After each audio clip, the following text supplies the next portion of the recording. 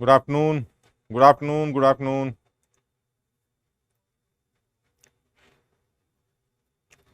Good afternoon. Walaikum salam. Good afternoon.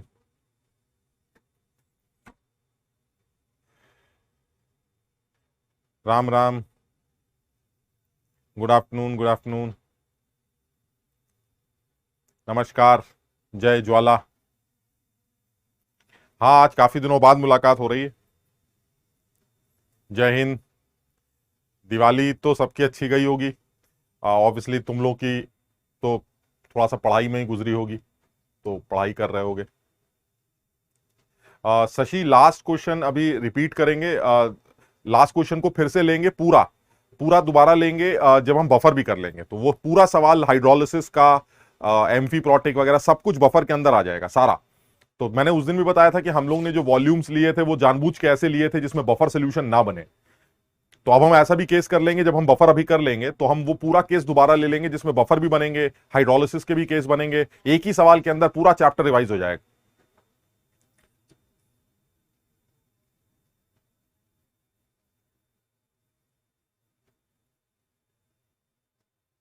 हाँ सही है, पढ़ाई करनी थी यार, है ना, सब लोगों को पढ़ाई करनी थी. आ,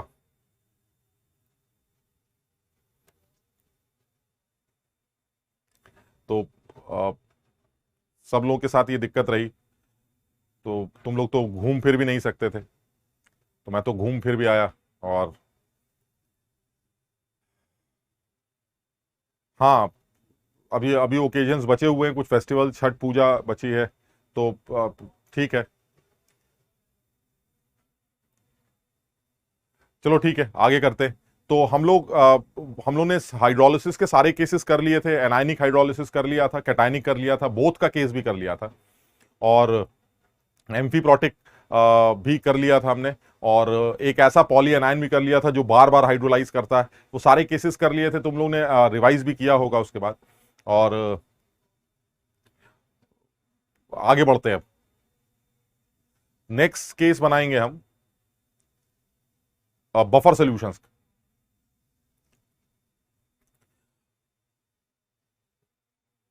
बफर सॉल्यूशंस क्या होते हैं, इसके बारे में बात करते हैं, थोड़ी सी अकल लगाते हैं. और तुम सब लोगों ने सुना भी है, ऐसा नहीं है कि तुम लोगों ने बिल्कुल अनजान हो, आप थोड़ा बहुत जानते हो इसके बारे में. और थोड़ा सा आइडिया लेते हैं बफर सॉल्यूशंस के बारे में. जो जनरली एक मिसकंसेप्शन है बच्चों के दिमाग में, मैं पहले वो बता दूं. वो यही है कि बफर सॉल्यूशंस वो सॉल्यूशंस होते हैं जो पीएच चेंज को रजिस्ट करते हैं. अब ये एक तरीका तो है बोलने का, लेकिन ये सही नहीं है यार. अगर कहीं ऐसा कोई स्टेटमेंट दिखा मिलता है हमें, मान लीजिए उसने हमसे पूछ लिया एग्जाम में कि भाई बफर सॉल्यूशंस को डिफाइन करिए, और 4 ऑप्शंस दे दिए, और उनमें एक ऑप्शन ऐसा दे रखा है कि एक ऐसा सॉल्यूशन जो पीएच चेंज को रजिस्ट करे, पीएच में होने वाले चेंज को रजिस्ट करे ऑन एडिशन ऑफ एसिड और बेस. यानी आप ऊपर से एसिड डाल रहे हैं या आप ऊपर से बेस डाल रहे हैं, तो ऑब्वियसली सोल्यूशन की पीएच चेंज कर जाएगी, क्योंकि एसिड और बेस के गिरने से H प्लस और OH माइनस का अमाउंट चेंज होगा, और H प्लस और OH माइनस का अमाउंट अगर चेंज होता है तो पीएच में असर तो पड़ेगा. तो एक स्टेटमेंट यही लिखा जाता है कि बफर सोल्यूशंस वो एक ऐसा सोल्यूशन है जो पीएच चेंज को रजिस्ट करता है.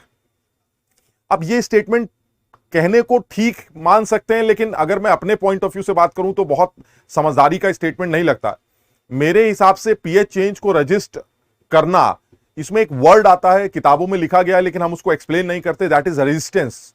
रेजिस्टेंस का क्या मतलब होता है? रेजिस्टेंस का मतलब होता है कि दो लोगों की लड़ाई है, समझो बात को. रजिस्ट करना मतलब एक कुछ आपस में मजबूत आदमी लड़ रहे हैं एक जैसे टाइप के, और एक आदमी दूसरे को रजिस्ट कर रहा है, दूसरा आदमी पहले को रजिस्ट कर रहा है, इसे रेजिस्टेंस कहा जाता है. अब कोई आदमी ट्रेन के सामने खड़ा हो जाए और ट्रेन को हाथ से रोकने की कोशिश करे और ये कहे कि भाई साहब मैं रेजिस्टेंस कर रहा हूं, है ना, मैं ट्रेन को चलने से रोक रहा हूं, तो मुझे तो ये रेजिस्टेंस नजर नहीं आता, मुझे तो ये सुसाइड नजर आता है ना. ये तो सुसाइड है. ये कैसा रेजिस्टेंस है कि आप बस के आगे खड़े होकर बस को हाथ से रोक रहे हैं और कह रहे हैं रेजिस्टेंस हो रहा है? ये रेजिस्टेंस नहीं है भाई. मेरी मेरी बात को समझने की कोशिश करो. कि रेजिस्टेंस का मतलब है कुछ बराबरी की बात। चलिए भाई, आप साइकिल वाले को रोक रहे हैं, रिक्शे वाले को रोक रहे हैं, समझ में आता है। आप ट्रेन को हाथ से रोकने की कोशिश कर रहे हैं और आप ये कह रहे हैं कि मैं ट्रेन को चलने से रजिस्ट कर रहा हूं, तो इसे रेजिस्टेंस नहीं, सुसाइड कहा जाता। This is suicide, this is not resistance. So ultimately जो होना चाहिए वो यही होना चाहिए कि आप पीएच चेंज को रजिस्ट करें ऑन एडिशन ऑफ एसिड और बेस, समझ में आता है। लेकिन इसमें भी एक वर्ड यूज करना चाहिए, on addition of small amount of acid और बेस, यानी किसी स्ट्रॉन्ग एसिड का स्मॉल अमाउंट ऐड करिए। समझ रहे हो? ये नहीं है कि आपने बाल्टी भर के एसिड डाल दिया।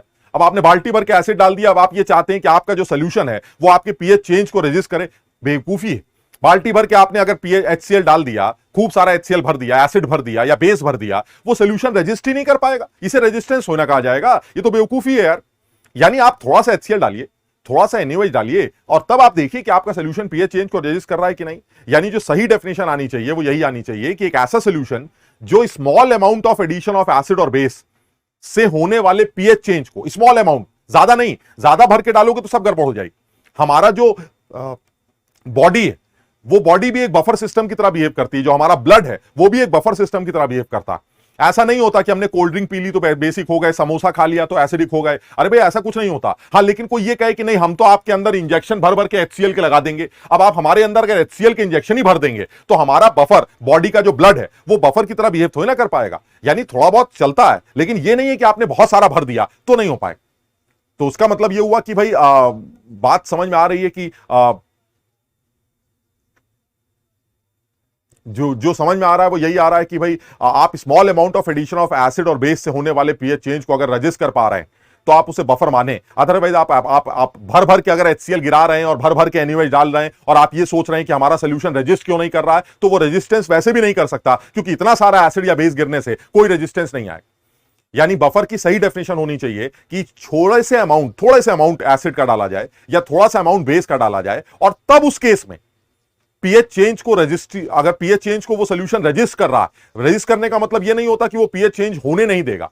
पीएच चेंज होगी, लेकिन उतनी नहीं होगी जितनी होनी चाहिए। तो ऐसा सिस्टम मेरा बफर सिस्टम माना जाता। और अगर वो सिस्टम पीएच चेंज को बहुत ज्यादा रजिस्ट कर ले, बहुत ज्यादा, तो ऐसे में फिर वो एक जबरदस्त बफर माना जाए। हाँ, बफर सॉल्यूशंस हैं, हम जबरदस्त की बात नहीं कर रहे हैं, लेकिन अगर मैं बफर सिस्टम की बात करूं तो बफर सिस्टम एक ऐसा सिस्टम है, जैसे हमारा ब्लड है, यूरिन है, ये सब वो हैं जो बफर सिस्टम की तरह बिहेव करते हैं। थोड़ा बहुत चेंजेस अगर हम किसी खाने की वजह से हमारे बॉडी में किसी तरह का चेंज आ रहे हैं पीएच में, तो हमारी बॉडी उसको एडजस्ट कर लेती। लेकिन ये कि अगर आप बहुत ज्यादा कुछ ऐसा सोचे कि आपके बॉडी में हम बहुत सारा एसिड भर देंगे, इंजेक्शन लगा देंगे ब्लड के अंदर एसिड का, तो फिर दिक्कत है। तब आप बफर की बात मत करिए। यानी मेरे हिसाब से बफर सोल्यूशन एक ऐसा सोल्यूशन होना चाहिए जो पीएच चेंज को रजिस्ट करे on addition of small amount of strong acid और स्ट्रॉन्ग बेस। ये डेफिनेशन होनी चाहिए बफर की। आप रेजिस्टेंस की बात करिए ताकि मैं रजिस्ट कर पाऊं, मेरा सोल्यूशन रजिस्ट कर पाए। आप उस सोल्यूशन में बहुत सारा एसिड या बेस डालेंगे तो वो रजिस्ट नहीं कर पाए। तो मैंने कहा ठीक है, थोड़ा बहुत एसिड या बेस डालकर चेक कर लेंगे कि आपका सोल्यूशन बफर है या नहीं। पीएच में जितना चेंज आना चाहिए, अगर उतना चेंज आ गया तब तो आप बफर नहीं है। और अगर आपने पीएच में चेंज आना चाहिए इतना और आ रहा है कम, तो ऐसे में आपने रेजिस्टेंस क्रिएट किया है। और अगर आपने रेजिस्टेंस क्रिएट किया है तो फिर आप बफर की तरह बिहेव करें। तो मैंने सोचा कि भाई ठीक है, बफर सॉल्यूशंस की बात समझ में आती है कि एक ऐसा सिस्टम जो बफर की तरह बिहेव कर सके, उसे आप बफर जो पीएच चेंज को on addition of small amount of acid और बेस रजिस्ट कर पाए, वो बफर सॉल्यूशन हो। अच्छा, अब मैं एक एक करके बात कर रहा हूं। अब ये सब बातें जो मैं कर रहा हूं वो हो सकता है बुक्स में ना दी गई हो, इसलिए इनको समझने की कोशिश करो कि क्या ये ऐसा हो सकता है कि मेरा स्ट्रॉन्ग एसिड का जो सोल्यूशन है वो बफर की तरह बिहेव कर सकता है। क्या ऐसा हो सकता है स्ट्रॉन्ग एसिड का सोल्यूशन? सबसे पहले सोचो कि बफर की तरह एक्ट करने का मतलब क्या है। बफर की तरह एक्ट करने का मतलब है कि आपने ऊपर से थोड़े से H+ डाले, तो उस सिस्टम ने जिसके अंदर आपने थोड़े से H+ डाले, उस सोल्यूशन ने उन H+ को खाना शुरू कर दिया, वो खा रहा। यानी आपने 100 H+ डाले और वो 100 में से कुछ H+ खा गया, तो जितना वो खा गया वो तो गायब, जो बच गए उसकी वजह से पीएच में चेंज आ जाएगी। तो अगर वो पीएच में चेंज उतने की वजह से आ रही है जितना आपने डाले, तब तो वो बफर नहीं है। लेकिन अगर पीएच में चेंज कम की वजह से आ रही, 100 डाले और उसने 20 खा लिए, तो पीएच में चेंज 80 की वजह से आएगा, तो फिर वो बफर की तरह बिहेव करेगा। और अगर बहुत ज्यादा खा ले तो उस केस में वो जबरदस्त बफर माना जाएगा, एक बढ़िया बफर माना जाएगा। तो क्या स्ट्रॉन्ग एसिड का सोल्यूशन बफर हो सकता? स्ट्रॉन्ग एसिड का सोल्यूशन तो मैंने कहा भाई एक बार दिमाग लगा लेते हैं, स्ट्रॉन्ग एसिड का सोल्यूशन क्या बफर हो सकता है?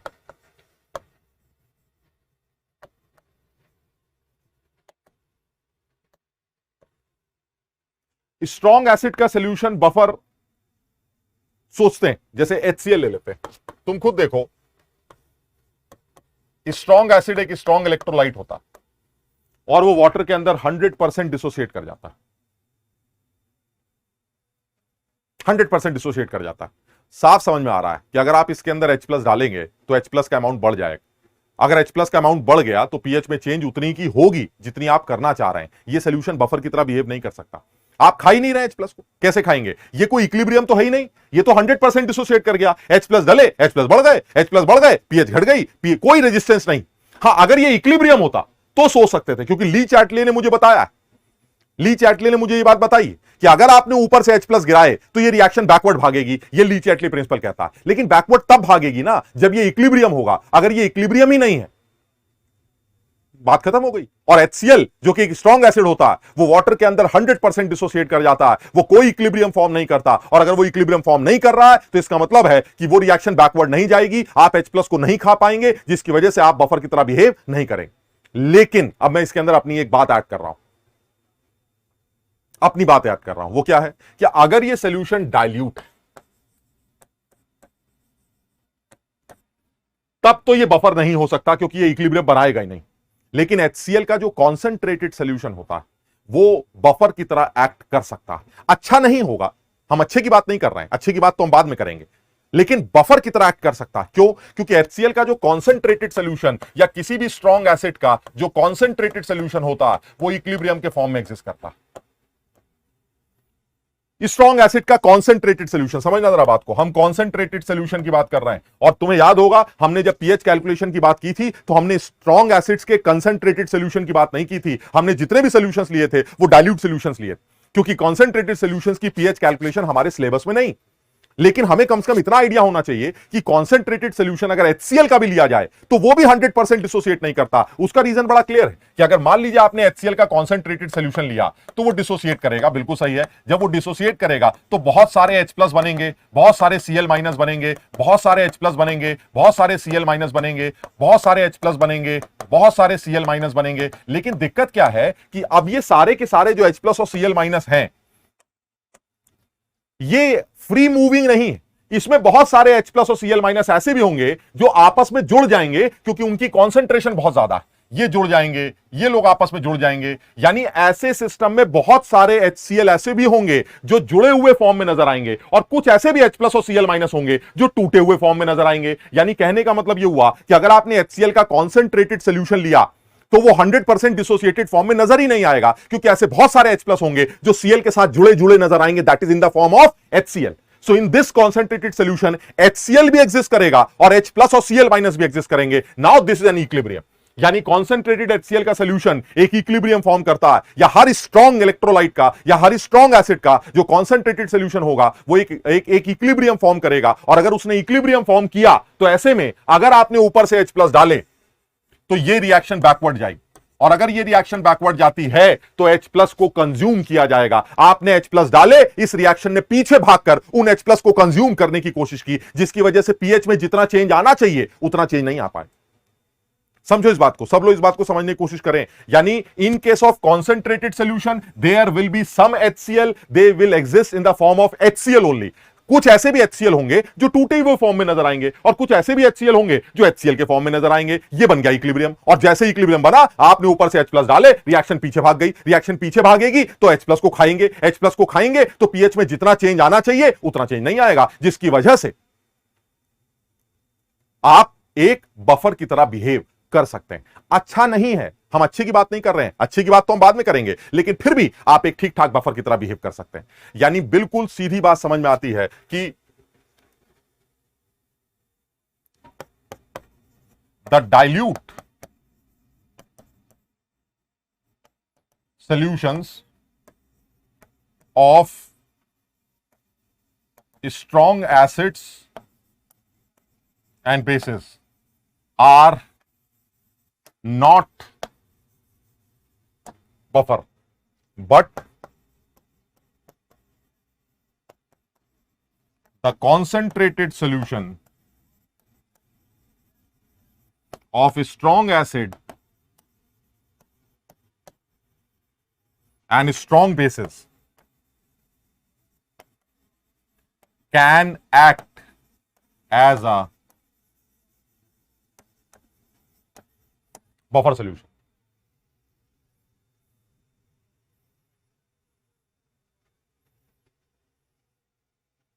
समझो इस बात। अनिकेत पूछ रहा है फ्री मूविंग कैसे नहीं है। अनिकेत सोचो जरा, अगर आपने HCl का ज्यादा अमाउंट डाला यानी कॉन्सेंट्रेटेड सोल्यूशन बनाया तो वो पूरा टूट जाएगा। ठीक, अब जब पूरा टूटेगा तो सारे H+ और Cl भागने लगेंगे, लेकिन ऐसे बहुत सारे H+ होंगे जो जैसे ही चलेंगे Cl कहेगा कहां जा रहे हो, आओ इधर आओ, Cl उसको पकड़ लेगा, और जैसे Cl उसको पकड़ेगा क्या बना लेगा, HCl। यानी कंसेंट्रेटेड केस में कुछ HCl तो टूटेगा लेकिन कुछ HCl नहीं भी टूट पाएगा। इसका मतलब HCl टूटा और नहीं भी टूटा तो वो एक इक्विलिब्रियम फॉर्म कर लेगा। लेकिन अगर यही डाइल्यूट होता तो क्या होता, अगर यही डाइल्यूट होता तो एक H+ वहां पड़ा, एक H+ वहां पड़ा, एक H+ वहां पड़ा, एक Cl उधर पड़ा, एक Cl उधर पड़ा, वो सब डिसोसिएटेड फॉर्म में नजर आएंगे। उस केस में वो इक्विलिब्रियम फॉर्म नहीं करेगा, और अगर इक्विलिब्रियम फॉर्म नहीं करेगा तो ऊपर से H+ डालने से रिएक्शन बैकवर्ड नहीं जा पाएगी, जिसकी वजह से ये तो बफर की तरह बिहेव नहीं करेगा, लेकिन यहां पर H+ डालने से ये रिएक्शन बैकवर्ड जा सकती है, जिसकी वजह से H+ को कंज्यूम किया जाएगा। अच्छा तो नहीं कह रहा हूं, लेकिन बफर माना जा सकता। समझो इस बात, सब लोग इसको समझने की कोशिश करना। यह बात बहुत कम बच्चों को पता है कि कॉन्सेंट्रेटेड स्ट्रॉन्ग एसिड्स के सॉल्यूशन भी एक ठीक ठाक से बफर की तरह बिहेव कर सकते हैं। अच्छे नहीं हैं, अच्छे तो हम बाद में पढ़ेंगे, लेकिन ठीक ठाक से बफर की तरह बिहेव कर सकते हैं। Why? Because in case of concentrated strong acid solution और concentrated strong base solution, since they exist in the equilibrium form, so they can behave like a buffer solution. They can behave like a buffer solution. But in case of diluted solutions, ये buffer नहीं हो सकते, क्योंकि ये तो 100% dissociate कर जाते हैं, और जो 100% डिसोसिएट कर जाते हैं वो पीछे नहीं भाग सकते। और अगर वो पीछे नहीं भाग सकते तो H+ डालोगे पीएच घटेगी, OH डालोगे पीएच बढ़ेगी, आप इसको बफर की तरह बिहेव नहीं करवा पाएंगे। समझो इस बात। लेकिन इस बात को आपको सिर्फ ध्यान रखना है, क्योंकि आपसे अगर पूछा जाए कि क्या स्ट्रॉन्ग एसिड का सॉल्यूशन बफर होता है, तो आप मना कर दीजिएगा कि स्ट्रॉन्ग एसिड का सॉल्यूशन बफर नहीं होता, क्योंकि उसने जो पूछा है वो डाइल्यूट केस के लिए पूछा है। हां, अगर वो पूछता है क्या कभी भी नहीं होगा, तो आप बता दीजिएगा नहीं नहीं नहीं नहीं, अगर आपने कॉन्क सॉल्यूशन लिया कॉन्सेंट्रेटेड, तो ये बफर की तरह हो सकता है, ये बफर की तरह बिहेव कर सकता है। पहली बात समझे बात को, यानी स्ट्रॉन्ग एसिड और स्ट्रॉन्ग बेस के जो सॉल्यूशंस हैं वो बफर की तरह तभी बिहेव करेंगे जब वो कॉन्सेंट्रेटेड फॉर्म में होंगे। डाइल्यूट फॉर्म में वो बफर की तरह बिहेव नहीं कर पाएंगे। तो मैंने कहा चलिए ठीक है, स्ट्रॉन्ग एसिड स्ट्रॉन्ग बेस की बात समझ में आती है कि स्ट्रॉन्ग एसिड्स और स्ट्रॉन्ग बेस के solutions generally they can't behave like a buffer solution, but in case of concentrated solutions they can behave like a buffer solution because they exist in the equilibrium form. And since they exist in the equilibrium form, the pH जितना आप change करना चाहते हैं उतने की वजह से pH change नहीं आई। कुमार, हमें कॉन्सेंट्रेटेड सॉल्यूशन का पता चलेगा जब वो खुद लिख के देगा, अदरवाइज हमें आंसर यही देना है कि स्ट्रॉन्ग एसिड और स्ट्रॉन्ग बेस के सॉल्यूशंस क्योंकि 100% डिसोसिएट कर जाते हैं, उनका इक्विलिब्रियम पीछे की तरफ नहीं भाग सकता, तो ऐसे में वो बफर की तरह बिहेव नहीं कर सकते।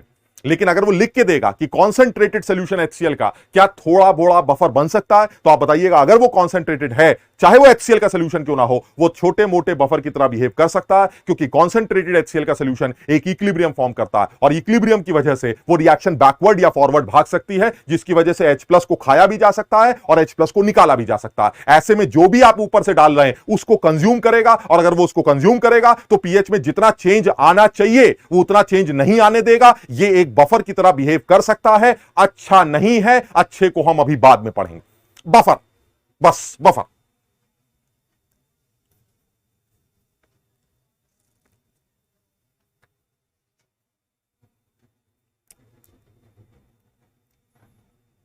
समझ में आ गया ये बात? ठीक, अच्छा और आगे बढ़ते हैं। अब आते धीरे धीरे अपनी बात पे जो तुम लोगों ने पढ़ रखी है सर, वो हमने पढ़ा है एसिटिक एसिड, सोडियम एसीटेट, हम उस पे भी आएंगे धीरे धीरे करके। ठीक, अब वो कह रहा है सर ये बताइए, ये तो स्ट्रॉन्ग एसिड और स्ट्रॉन्ग बेस की बात हो गई, यानी स्ट्रॉन्ग एसिड स्ट्रॉन्ग बेस के सॉल्यूशंस जनरली बफर नहीं होते जब वो डाइल्यूटेड फॉर्म में हो। अगर वो कॉन्क फॉर्म में होंगे तो वो थोड़े मोटे बफर की तरह बिहेव कर सकते हैं बिकॉज ऑफ दिस इक्विलिब्रियम। ठीक, अच्छा अब वो कह रहा है सर वीक एसिड्स के बारे में बात करिए, क्या वीक एसिड्स के सॉल्यूशन बफर हो सकते हैं? तो मैंने कहा ये बताइए कि कॉन्सेंट्रेटेड है कि डाइल्यूट। उसने कहा कैसी बातें कर रहे हैं सर, वीक एसिड का तो डाइल्यूट सॉल्यूशन खुद एक इक्विलिब्रियम बनाता है, वो तो पक्का बफर की तरह बिहेव करेगा। समझो बात को, यानी कहने का मतलब ये हुआ कि अगर वीक एसिड लिया जाए तो वीक एसिड का सॉल्यूशन तो बफर की तरह एक्ट कर सकता है, क्योंकि वीक एसिड तो खुद ही एक इक्विलिब्रियम बनाता है। इन केस ऑफ वीक एसिड और वीक बेस,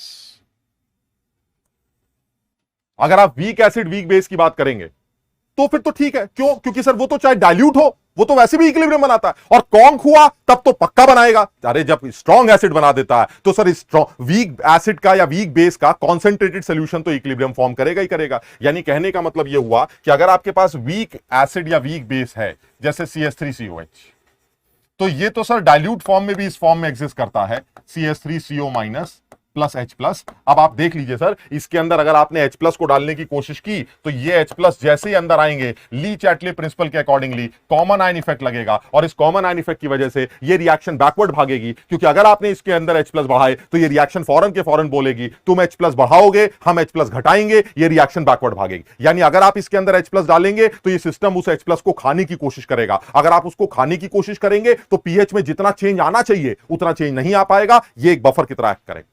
अच्छा नहीं है, अच्छे की बात तो बाद में करेंगे। ये तो एक जनरल डिस्कशन हो रहा है कि बफर सॉल्यूशंस को कैसे देखा जा रहा है। जनरली बच्चों के अंदर जो मिसकंसेप्शन है वो यही है कि सर वीक एसिड के साथ उसका कॉन्जुगेट बेस जो तुमने एनसीईआरटी में पढ़ा है वही होना चाहिए ना। मैं उसकी बात करूंगा, वो तो बफर अच्छे वाली बात कर रहे हैं, हम तो एक जनरल डिस्कशन कर रहे हैं। क्या स्ट्रॉन्ग एसिड बफर हो सकता है? नहीं हो सकता। उसका कॉन्सेंट्रेटेड सॉल्यूशन बफर की तरह एक्ट कर सकता है। क्या स्ट्रॉन्ग बेस का डाइल्यूट सॉल्यूशन बफर हो सकता है? नहीं हो सकता। लेकिन स्ट्रॉन्ग बेस का कॉन्सेंट्रेटेड सॉल्यूशन बफर की तरह एक्ट कर सकता है। क्या वीक एसिड का डाइल्यूट सॉल्यूशन बफर हो सकता है? हां हो सकता है, क्योंकि वीक एसिड का डाइल्यूट सॉल्यूशन खुद एक इक्विलिब्रियम बनाता है, और इक्विलिब्रियम ही तो वो लोग होते हैं जो आगे या पीछे जाकर होने वाले पीएच चेंज को रजिस्ट करने की कोशिश करते हैं। यानी कि अगर आप ऑलरेडी एक इक्विलिब्रियम हैं तो आप आगे भागकर या पीछे भागकर जो भी चेंजेस हो रहे हैं उन चेंजेस को नलिफाई कर सकते हैं। यानी जो चेंज पीएच में आना चाहिए वो चेंज शायद ना आए आपके आगे और पीछे भागने की वजह से। यानी कि ये वीक एसिड का डाइल्यूट सॉल्यूशन भी बफर की तरह एक्ट करेगा, और इसका कॉन्सेंट्रेटेड सॉल्यूशन भी बफर की तरह एक्ट करेगा। अच्छा नहीं है, अच्छा तो हम बाद में पढ़ेंगे। समझ में आ रही बात? इसी तरह से अगर वीक बेस लिया जाता तो क्या होता? आप वीक बेस ले लीजिए, NH4OH। अगर आप वीक बेस लेंगे तो भी यही होगा, आप NH4OH ले लीजिए, वो खुद एक इक्विलिब्रियम फॉर्म करेगा, और जब वो इक्विलिब्रियम फॉर्म करेगा, आपने इसके अंदर H प्लस डाले तो ये रिएक्शन आगे भाग जाएगी। अगर आपने इसके अंदर OH डाले तो ये रिएक्शन पीछे भाग जाएगी। यानी OH के केस में ये पीछे भागेगी, H प्लस के केस में आगे भागेगी। ऐसे यहां पर भी है, अगर आपने इसके अंदर OH माइनस डाले तो OH के केस में ये रिएक्शन आगे भागेगी, और बेस के एसिड के केस में H प्लस के केस में ये रिएक्शन पीछे भागेगी। यानी जो चेंजेस आप करवाना चाह रहे हैं ये चेंज को रजिस्ट कर सकते हैं, because they both are equilibrium situations, and since they both are in equilibrium so ultimately reaction आगे पीछे भागकर होने वाले पीएच चेंज को रजिस्ट कर सकती है। क्योंकि जब आप H प्लस डालेंगे तो वो उसको खाएगा, जब आप OH डालेंगे तो या तो वो उसको खाएगा या रिएक्शन को, यानी जो भी आप डाल रहे हैं वो उसको खाने की कोशिश कर रहा है, जिसकी वजह से वो मैनेज करेगा अपने इक्विलिब्रियम को, या तो आगे भागकर या पीछे भागकर। यानी जितने H प्लस या OH आप डाल रहे हैं उतने H और OH पीएच को चेंज नहीं कर पाएंगे, क्योंकि कुछ तो H या कुछ OH तो वो इक्विलिब्रियम खा ही जाएगा।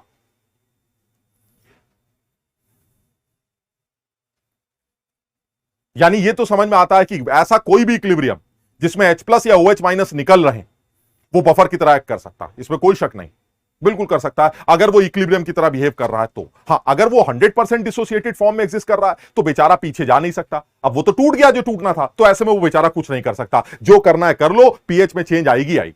लेकिन ऐसे सिस्टम्स आगे पीछे भागकर पीएच में होने वाले चेंज को रजिस्ट कर सकते हैं। अब आते हैं और अच्छी बात पर, अब आते हैं एक अच्छे बफर पर। तुम कहोगे सर एसिटिक एसिड का सॉल्यूशन बफर है? हां बफर है। अमोनियम हाइड्रोक्साइड का सॉल्यूशन बफर है? हां बफर है। अच्छा नहीं है। अच्छे का मतलब तो ये हुआ कि आपने 1000 H प्लस डाले और 1000 के 1000 गायब हो गए, ऐसे ये होता है अच्छा बफर है, बढ़िया बफर है, सब खा गया ऐसे, सब खत्म ऐसे। और अगर वो सारे ही खा जाएगा तो एक जबरदस्त बफर की तरह एक्ट करेगा। अब हम उसी जबरदस्त बफर पे आने वाले हैं, और वो जबरदस्त बफर हम लेने जा रहे हैं सबसे पहला एसिडिक बफर।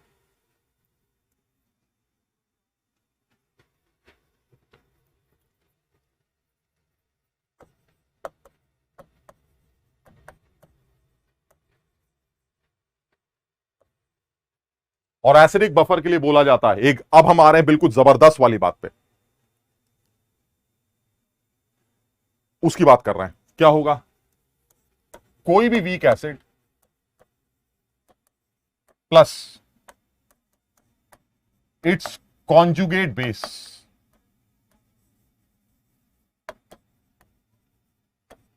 यानी कोई भी वीक एसिड जब अपने कॉन्जुगेट बेस के साथ प्रेजेंट, तो आप समझ लीजिएगा आपने जबरदस्त एसिडिक बफर बना दिया, जबरदस्त एसिडिक बफर। मैं बताता हूं एग्जांपल के तौर पे।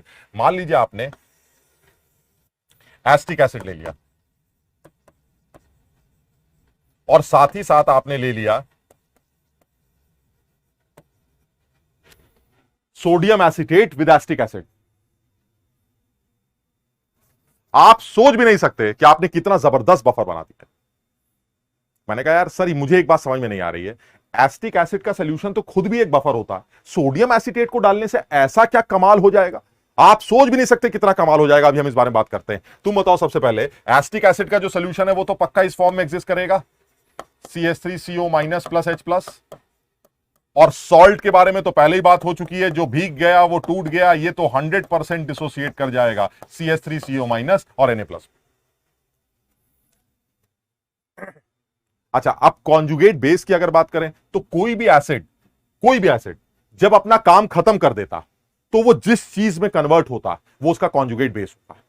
अब ये बताओ एसिड का काम क्या होता है? सर एसिड का काम होता है H+ को देने का। इसका मतलब ये हुआ जब एसिड अपना H+ दे देता तो जिस चीज में कन्वर्ट होता वो उसका कॉन्जुगेट बेस होता है। यानी एसिटिक एसिड अपना H+ देने के बाद किसमें कन्वर्ट हुआ? एसीटेट आयन में। So this acetate ion will be the conjugate base. यानी एसिड अपना काम खत्म कर लेगा, यानी कोई भी एक एसिड Ha जब अपना H+ लूज कर देगा तो वो A- में कन्वर्ट होगा। This is the conjugate base of Ha।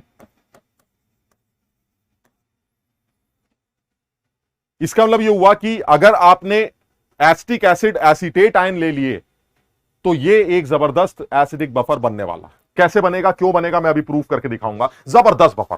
आप खुद भी कह सकते थे सर एसिटिक एसिड का खुद का सॉल्यूशन एक बफर होता है, आपने ये डालकर इसको अच्छा बफर क्यों बोला? तो मैं अभी इस बात को प्रूफ करके दिखाता हूं। ये जबरदस्त बफर की तरह बिहेव करने वाला है, जबरदस्त बफर।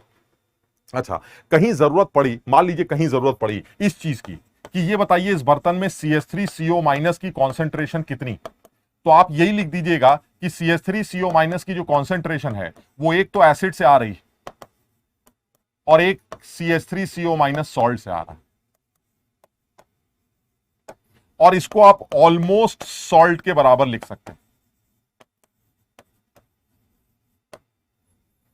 ऑलमोस्ट क्यों? क्योंकि सर एक तो ये इक्विलिब्रियम है और नीचे से आने वाले एसीटेट ऊपर वाले एसीटेट पर लगाएंगे कॉमन आयन इफेक्ट, और इस कॉमन आयन की वजह से ऊपर से आने वाले एसीटेट वैसे ही बहुत कम हो जाएंगे। एक तो सर वीक एसिड वैसे ही कम टूटता है, ऊपर से कॉमन आयन आपने और लगा दिया। अगर उसने कॉमन आयन और लगा दिया तो ऊपर वाला इक्विलिब्रियम बैकवर्ड डायरेक्शन में शिफ्ट करेगा, जिसकी वजह से एसीटेट आयन की जो कॉन्सेंट्रेशन होगी वो काफी कम हो जाएगी एसिटिक एसिड से आने वाले। यानी आपको जब भी एसीटेट आयन की कॉन्सेंट्रेशन चाहिए कभी भी, तो आप मान लीजिएगा कि वो एसीटेट सारे के सारे ऑलमोस्ट कहां से आ रहे हैं? सॉल्ट से। Because the concentration of acetate coming from acid it was earlier very कम, और because of the common ion effect वो वैसे ही बहुत कम हो जाएगी। तो आप सॉल्ट के साथ जब उसको ऐड करें तो आप एसीटेट जो एसिड से आ रहे हैं आप उसको नेग्लेक्ट कर सकते हैं। तो जब कभी भी आपको एसीटेट आयन की जरूरत पड़े आप सॉल्ट से आने वाले एसीटेट को ही कंसीडर कर सकते हैं due to this common ion effect. यहां तक क्लियर है सबको? अगर सबको क्लियर है तभी मैं ये बात प्रूव करके दिखाऊंगा कि मैं इसको एक जबरदस्त बफर क्यों कहता हूं।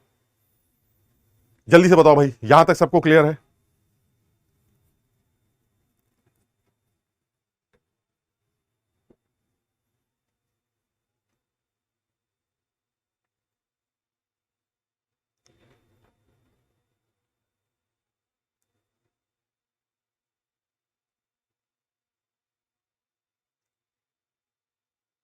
यानी जब आपके पास एक वीक एसिड हो और उस वीक एसिड के साथ उसका कॉन्जुगेट बेस प्रेजेंट हो तो आप समझ लीजिएगा कि एक जबरदस्त बफर बनने वाला है। क्यों? मैं प्रूव करूंगा। पहली बात जो तुम्हें याद करवानी है वो ये कि कॉन्जुगेट बेस जो भी है एसीटेट, उस एसीटेट की अगर इस बर्तन में आपको कोई कंसंट्रेशन मांगे, कभी जरूरत पड़ेगी तो हम देखेंगे इस बात को। अगर कहीं से भी मुझे एसीटेट आयन की कंसंट्रेशन चाहिए इस बर्तन में तो दिखाई तो यही देता है कि जो एसीटेट आयन की कंसंट्रेशन होगी वो यहां से भी मिलेगी और यहां से भी मिलेगी, लेकिन ये तो वैसे ही कम होगी because of this weak acid का डिसोसिएशन, और because of this common ion effect वो वैसे ही बर्बाद हो जाएगा, यानी ये रिएक्शन बैकवर्ड भागेगी। तो एसीटेट जो एसिड से आ रहे हैं with respect to sodium acetate, वो नेग्लिजिबल,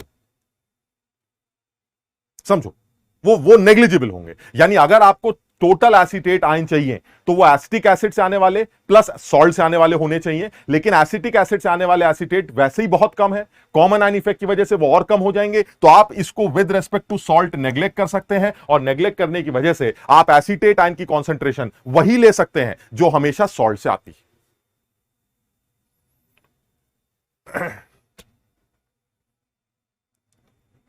यहां तक ठीक है? अच्छा, अब वो कह रहा है जरा ये प्रूफ करके दिखाइए कि ये जबरदस्त बफर कैसे, ये कैसे जबरदस्त बफर।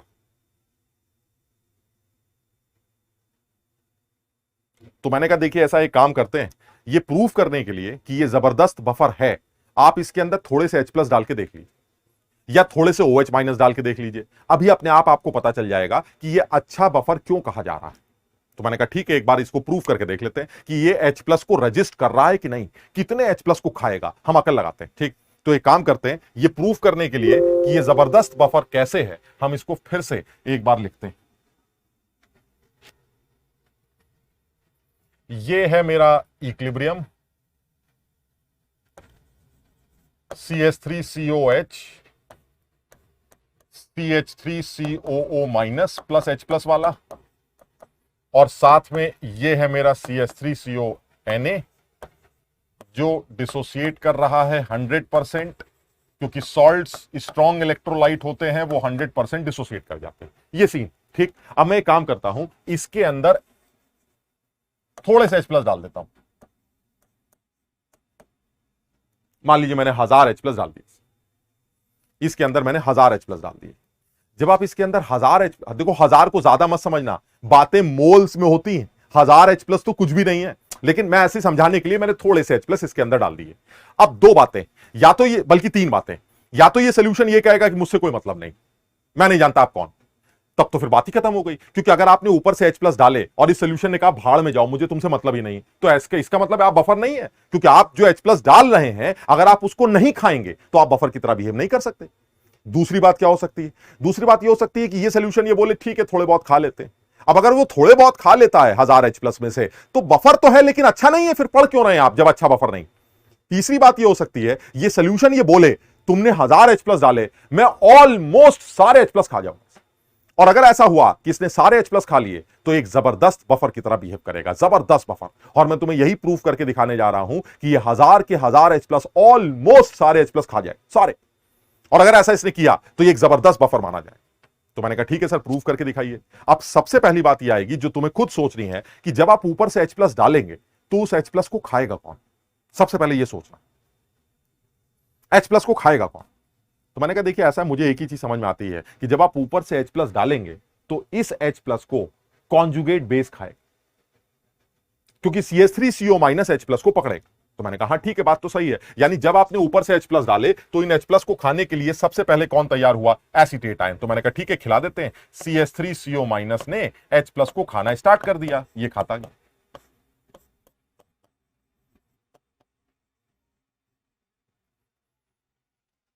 लेकिन बात सिर्फ खाने पीने की नहीं है, बात है सारे खाओ, सारे खाओगे कि नहीं, इस चीज के ऊपर बात चल रही है। अदरवाइज तो एसिटिक एसिड का खुद का सोल्यूशन बफर था, उसको मैंने अच्छा नहीं बोला, इसको मैं जबरदस्त बफर बोल रहा हूं। सारे खाओगे कि नहीं खाओगे, इससे रिलेटेड बात करनी, सारे H+ खाने तुम्हें। तो मैंने कहा ठीक है, अभी दिमाग लगा लेते हैं कि अगर आप एसीटेट आयन लेते हैं और ऊपर से H+ डालेंगे तो इन H+ को सारा का सारा एसीटेट आयन खा क्यों जाएगा। बहुत आसान है इसका आंसर, देखो कैसे। इस इक्विलिब्रियम का जो इक्विलिब्रियम कांस्टेंट होगा वो 1/K होगा। अपने आप दिमाग लगाना भाई, इस इक्विलिब्रियम का इक्विलिब्रियम कांस्टेंट 1/Ka होगा, क्योंकि ये एसिटिक एसिड के टूटने वाले इक्विलिब्रियम का उल्टा। तो इसका मतलब इस इक्विलिब्रियम का इक्विलिब्रियम कांस्टेंट याद है, जब मोड बदलते थे तो इक्विलिब्रियम कांस्टेंट रेसिप्रोकल में चला जाता था, यानी इस इक्विलिब्रियम का इक्विलिब्रियम कांस्टेंट 1/K होगा। और तुम्हें पता नहीं याद है कि नहीं, ये एसिटिक एसिड एक वीक एसिड होता है, इसका K वैसे ही बहुत कम होता है, लेकिन 1/K बड़ा निकल के आएगा। एसिटिक एसिड की K वैल्यू 10⁻⁵ के ऑर्डर की होती है, इसलिए इसकी के वैल्यू 1/k वैल्यू 10⁵ के ऑर्डर की बनेगी। सोचिए, यानी एक ऐसा इक्विलिब्रियम जिसका के वैल्यू 10⁵ के ऑर्डर का है, उस रिएक्शन के बारे में आप क्या बोलेंगे? अरे सर ये तो फॉरवर्ड भागती जाएगी, भागती जाएगी, भागती जाएगी और एसीटेट आयन की कमी ना पड़े इसलिए आपने सोडियम एसिटेट डाला। समझिए बात, एसीटेट कम नहीं पड़ेंगे। मैं आप ऊपर से H+ डालिए, मैं सारे H+ खाने के लिए तैयार बैठा हूं, क्योंकि मेरे पास एसीटेट इफरात में पड़े, मेरे पास एसीटेट सोडियम एसीटेट से आ रहे हैं जो मैंने अलग से डाल के भरे ताकि एसीटेट की कमी ना पड़ जाए। इसका मतलब यह हुआ कि जब आप ऊपर से H+ डालेंगे तो एसीटेट जो भरे पड़े हैं वो H+ को पकड़ना शुरू करेंगे और ये रिएक्शन आगे भागती जाएगी, क्योंकि इसका के वैल्यू बहुत बड़ा होता है और इसका के वैल्यू बड़े होने से ये रिएक्शन आगे भागती जाएगी, भागती जाएगी। आपने 1000 H+ डाले, ये ऑलमोस्ट 1000 के 1000 खा जाएगी। मजा आ गया। लेकिन सर एक गड़बड़ हो गई। गड़बड़ क्या है? सर इनको खाने के बाद क्या बनेगा?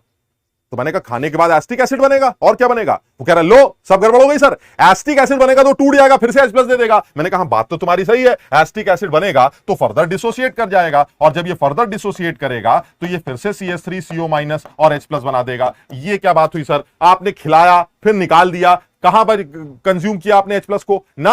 अब जब ये निकालेगा तो ये किस के हिसाब से निकालेगा? सर ये निकालेगा Ka के हिसाब से, and Ke is of the order of 10⁻⁵। समझो बात, यानी खा रहे हैं 1/k के हिसाब से और उल्टी कर रहे हैं Ka के हिसाब से, जिसकी वैल्यू बहुत छोटी है। यानी खा तो सारा जाएंगे लेकिन 2-4 लोग उलट के बाहर फेंक देंगे। यानी सिर्फ समझाने के लिए बोल रहा हूं, ये 2-4 H+ बाहर निकल आएंगे। 1000 डाले, 1000 के 1000 गायब हो गए, सिर्फ 2-4 H+ बाहर निकल के आएंगे। यानी पीएच में चेंज उन 1000 की वजह से नहीं आएगा, इन 2-4 लोगों की वजह से आएगा। इसलिए यह सोल्यूशन एक जबरदस्त बफर सोल्यूशन माना जाए। समझो बात।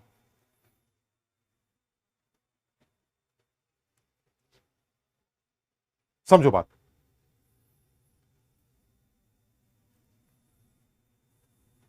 तो मैंने कहा बात तो सही है सर, आपने जब 1000 H+ डाले तो 1000 के 1000 H+ ये खा गया, क्योंकि खाने वाला इक्विलिब्रियम 1/k के ऑर्डर से चल रहा है और उल्टी करने वाला इक्विलिब्रियम K के हिसाब से चल रहा है, और 1/k 5 के ऑर्डर का होगा और उल्टी करने वाला K-5 के ऑर्डर के होगा, जिसकी वजह से थोड़े बहुत H+ बाहर निकल के आएंगे और वो थोड़े बहुत H+ ही पीएच में चेंज लेके आएंगे। डाले 1000 थे, सारे के सारे गायब हो गए, 2-4 बाहर बचे। पीएच में चेंज सिर्फ 2-4 की वजह से होगा। सर ये एक जबरदस्त एसिडिक बफर आपने बनाया, लेकिन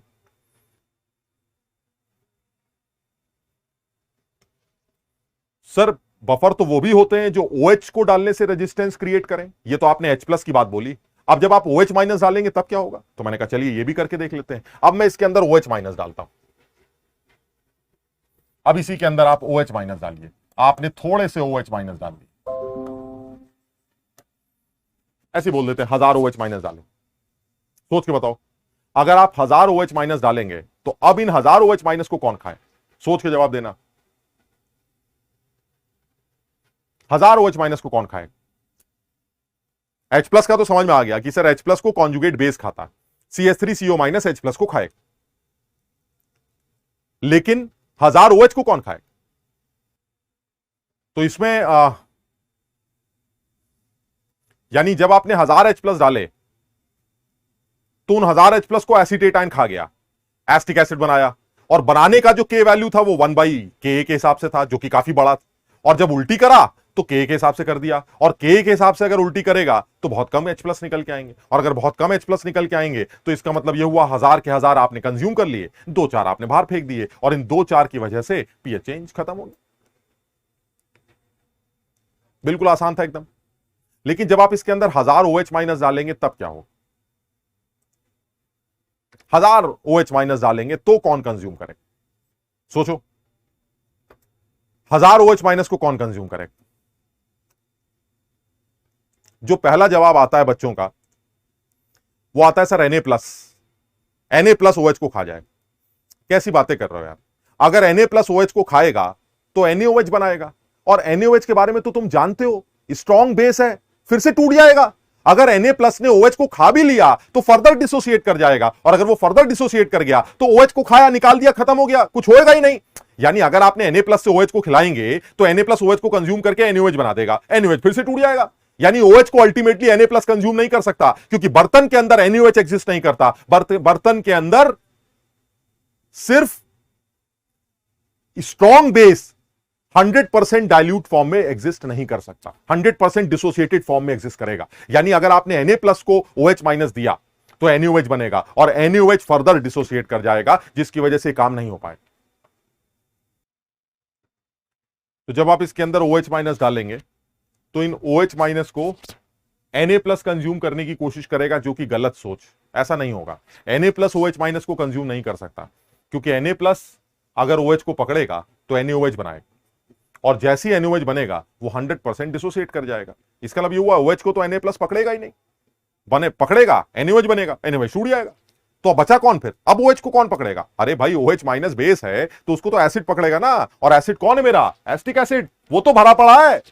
यही तो कमाल की बात है। आप सोचिए कि जब आप इसके अंदर एसिटिक एसिड, जब आप इसके अंदर NaOH डालेंगे या स्ट्रॉन्ग बेस डालेंगे तो होगा क्या? ये जो CH3COH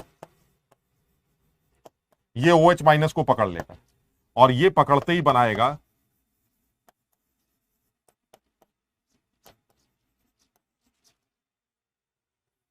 यानी जो भी OH माइनस डाले जा रहे हैं वो एसिटिक एसिड खाएगा, और जब एसिटिक एसिड उस OH माइनस को खाएगा तो ये एसीटेट आयन और वाटर बना देगा, यानी OH यहां से H को निकाल लेगा और एसीटेट और वाटर बन जाएगा। अब ये रिएक्शन हो रही, यानी NaOH तो Na प्लस तो नहीं खाएगा, Na प्लस तो NaOH को बना ही नहीं सकता, NaOH तो पानी के अंदर बनता ही नहीं कभी, वो तो टूट जाता है। तो फिर ऐसे में जुगाड़ कैसे लगेगा? जुगाड़ लगेगा एसिटिक एसिड से। एसिड कहेगा अच्छा OH आ रहा है मैं खाऊंगा, और एसिड की कमी ना पड़े इसलिए ध्यान से देखो मैंने एसीटेट डाला, क्योंकि एसिटिक सोडियम एसिटेट डालते ही ये रिएक्शन बैकवर्ड जाएगी तो एसिटिक एसिड का अमाउंट भी अच्छा खासा नजर आएगा। आप फायदा देखिए सोडियम एसिटेट का, एक तो sodium acetate acetate ion provide करता है ताकि जब ऊपर से H+ मिले तो एसीटेट आयन की कमी ना पड़े। दूसरा, इसी एसीटेट आयन की वजह से ऊपर वाला इक्विलिब्रियम बैकवर्ड जाता है ताकि एसिटिक एसिड भी सफिशिएंट अमाउंट में हो, ताकि जब आप OH माइनस डाले तो एसिटिक एसिड OH माइनस को कंज्यूम कर ले। अब लेकिन सर फिर वही वाली बात आती है, ये खाने पीने की बातें नहीं चल रही सर। सारा खाएंगे कि नहीं ये बताइए? सारा खाना है सर, सारा। तो मैंने कहा भाई ये कैसे डिसाइड करेंगे कि आप सारा खाएंगे कि नहीं? उसने कहा बिल्कुल डिसाइड कर सकते हैं। आप ध्यान से देखिए, इस इक्विलिब्रियम का जो इक्विलिब्रियम कांस्टेंट होगा वो ध्यान से देखो, ये एसीटेट की हाइड्रोलिसिस की इक्विलिब्रियम का उल्टा है। हाइड्रोलिसिस इक्विलिब्रियम का उल्टा, ध्यान से देखो।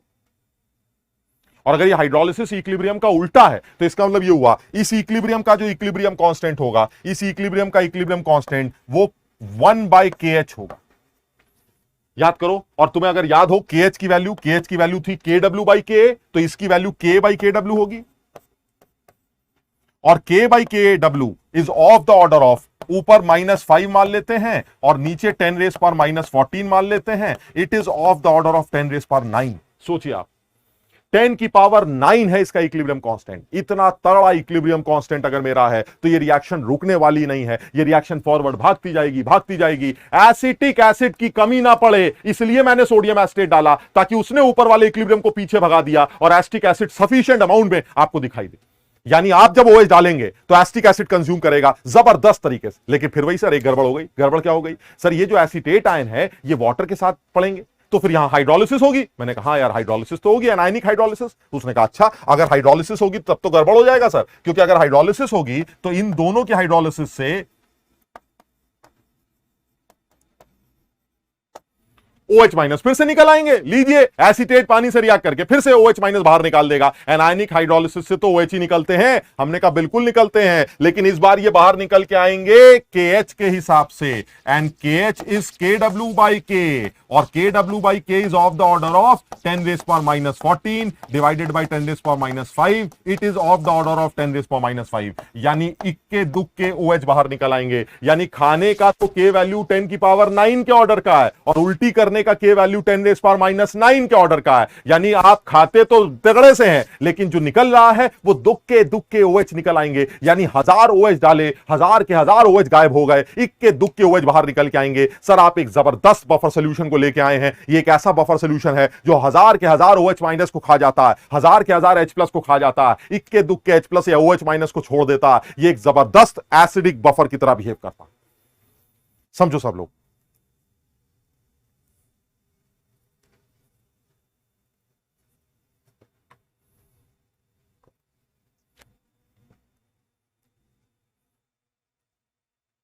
अब अगर ये जबरदस्त एसिडिक बफर सोल्यूशन की तरह बिहेव करता, देखो यहां से ना ये मैं डेरिवेशन क्यों दिखा रहा हूं तुम्हें। अगर मैं सिर्फ किताबों की बात करूं या एनसीईआरटी की बात करूं या किसी भी बुक की बात करूं, वो सिर्फ इतना लिख देते हैं कि एक वीक एसिड को उसके कॉन्जुगेट बेस के साथ ले लीजिए तो एक अच्छा बफर बन जाता। मैं तुम्हें ये बात इसलिए प्रूफ करके दिखा रहा हूं ताकि तुम इस बात का ध्यान रखो कि किसी भी एसिडिक बफर में H+ का अमाउंट जब डाला जाता है तो उस H+ को कौन खाता है, ये तुम्हारे दिमाग में होना चाहिए, क्योंकि इसके ऊपर न्यूमेरिकल बनते हैं, आईआईटी में पूछे जा चुके कि जब आप उसके अंदर एसिड डालते हैं तो उस एसिड को कौन पकड़ता है। तो तुम इस बात को याद कर लो कि जब भी किसी बफर सोल्यूशन के अंदर, एसिडिक बफर सोल्यूशन के अंदर आप अगर H+ डालेंगे तो उस H+ को कॉन्जुगेट बेस खाता है, और जब आप उसके अंदर OH डालते हैं तो उस OH- को वो एसिड खाता है जो आपने वीक एसिड बर्तन के अंदर लिया। इससे होगा क्या कि अगर आपने इसके अंदर H+ का X अमाउंट डाला तो जो कॉन्जुगेट बेस है हमारा वो X अमाउंट से घट जाएगा, और जब आपने इसके अंदर X अमाउंट OH का डाला तो जो हमारा एसिड है वो X अमाउंट से घट जाएगा, क्योंकि एसिड उस OH से रिएक्ट कर जाएगा। सब लोग इस बात को समझने की कोशिश करना, ये बहुत इंपॉर्टेंट इंफॉर्मेशन है, यानी इस बात को यहां नोट कर लेते हैं, बल्कि आगे कहीं नोट कर लेते हैं।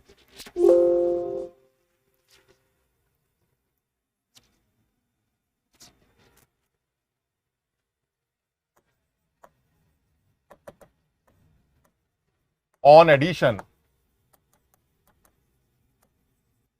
of H+,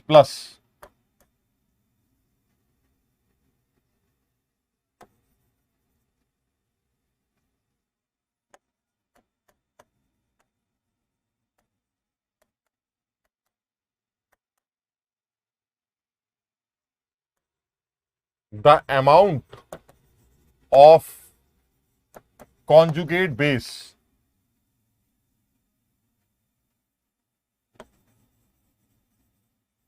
decreases by X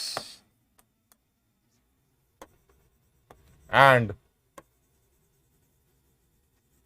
amount of acid increases by X.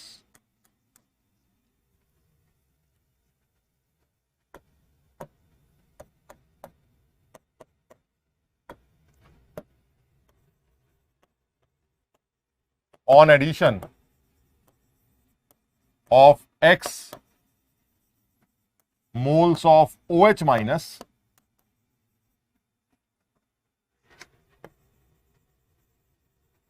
the amount of acid decreases by X and amount of conjugate base increases by X.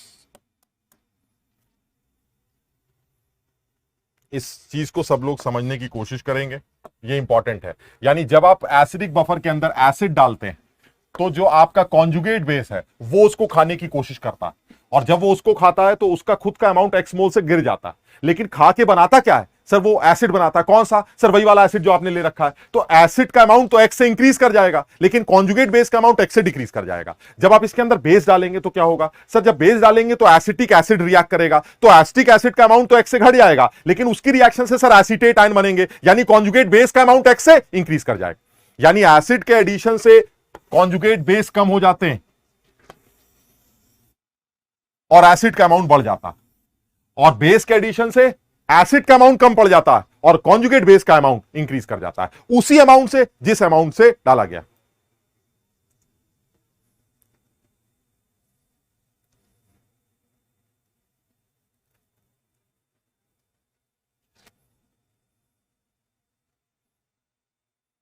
आप देख लीजिए, इसको समझ लीजिए, बहुत आसान है। जैसे मान लीजिए आपने ये लिया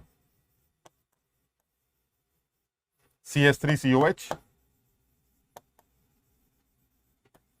इसका अमाउंट A मोल है, इसका amount B mole. Now this is acidic buffer.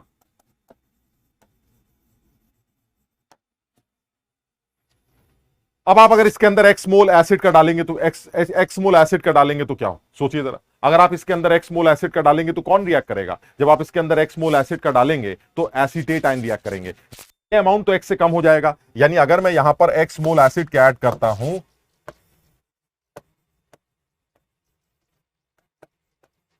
तो क्या होगा, इसका जो अमाउंट है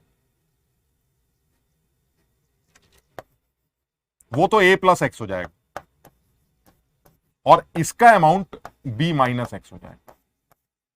क्यों? क्योंकि एसीटेट H प्लस को कंज्यूम करेगा और एसीटेट अगर कंज्यूम करेगा तो एसीटेट तो X से घट जाएगा, लेकिन एसीटेट जब H को कंज्यूम करता है तो क्या बनाता है, एसिटिक एसिड। तो एसिटिक एसिड पहले से था और X और बन गया, तो अब इसका नया अमाउंट A प्लस एक्स हो जाएगा और इसका अमाउंट B माइनस एक्स हो जाएगा।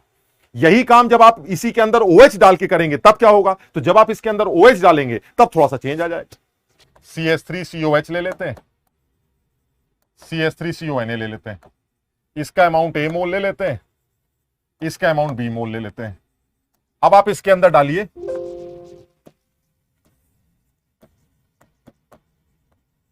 X मोल OH।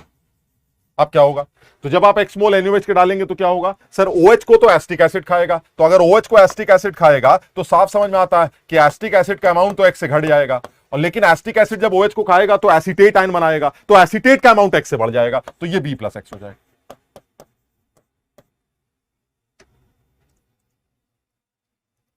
समझो सब लोग, यानी जब भी कभी आप किसी भी एसिडिक बफर में H प्लस को डालते हैं तो वो H प्लस एसीटेट आयन या कॉन्जुगेट बेस कंज्यूम कर लेते हैं, और कॉन्जुगेट बेस के कंजम्पशन की वजह से कॉन्जुगेट बेस का खुद का अमाउंट उतने अमाउंट से कम हो जाता है जितने अमाउंट से आपने H प्लस डाला।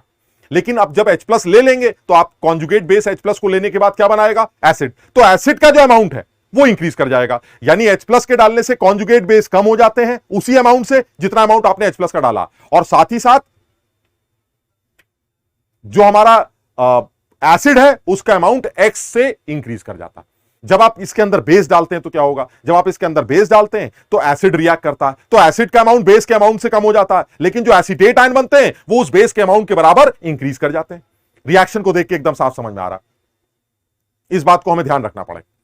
यानी ये एक एसिडिक बफर है जिसमें कोई भी वीक एसिड अपने कॉन्जुगेट बेस के साथ प्रेजेंट है। ये प्रूफ करके सिर्फ दिखाया जा रहा है कि ये अच्छा बफर क्यों है, उसके लिए मैंने इसके अंदर कुछ H प्लस डाल दिए और कुछ OH डाल दिए। H प्लस डाला तो एसीटेट आयन खा गया, OH डाला तो एसिटिक एसिड खा गया। ये एक जबरदस्त बफर की तरह बिहेव करेगा, और क्यों करेगा ये भी तुम्हें दिखा दिया। खाना बहुत तगड़े से है लेकिन निकाला आपने 2-4, यानी पीएच में चेंज आ गई 2-4 की वजह से, इतने सारे डाले 2-4 की वजह से चेंज आ गई, आप एक जबरदस्त बफर की तरह बिहेव कर रहे हैं। तो चलिए ये हो गया प्रूफ हमारा कि हमारा वीक एसिड जब अपने कॉन्जुगेट बेस के साथ प्रेजेंट होता है तो आप उसको एक जबरदस्त बफर क्यों कहते हैं। चलिए ठीक है, प्रूफ हो गया, भूल जाते हैं। अब आप ये बताइए इस बफर सॉल्यूशन की पीएच कैसे निकालेंगे।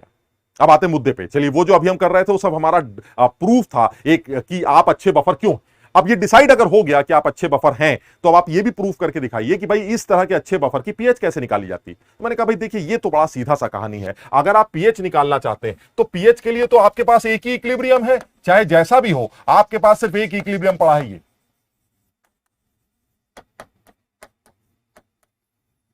जो भी आएगा इसी से आएगा। आपको पीएच निकालनी है तो आप H प्लस की कॉन्सेंट्रेशन निकाल लीजिए, पीएच आ जाएगी। तो मैंने कहा ठीक है, इसी इक्विलिब्रियम का इक्विलिब्रियम कांस्टेंट K होता है और K की value CH3CO minus H plus upon CH3COH से निकाली जाती है। अब अगर आपको पीएच चाहिए तो आप H प्लस की वैल्यू निकाल लाइए, तो H प्लस की जो वैल्यू आएगी वो आ जाएगी K into CH3COH upon CH3CO minus, ये आ जाएगी H प्लस की वैल्यू। निकला है पीएच, खत्म हो गया, सॉल्व कर लेते हैं। पीएच इज इक्वल टू, दोनों साइड माइनस लॉग ले लेंगे, तो minus log H plus is equal to minus log CH3COH upon CH3CO minus. आप इसको सॉल्व कर लीजिए, यह आ जाएगा pH is equal to PK plus log concentration of CH3CO minus upon concentration of CH3COH। अब जो किताबों में फॉर्मूला लिखा गया है मैं वो भी लिख देता हूं। इसी फॉर्मूले को बुक्स में ऐसे भी लिखा जाता है, pH is equal to PK plus log concentration of salt divided by concentration of acid.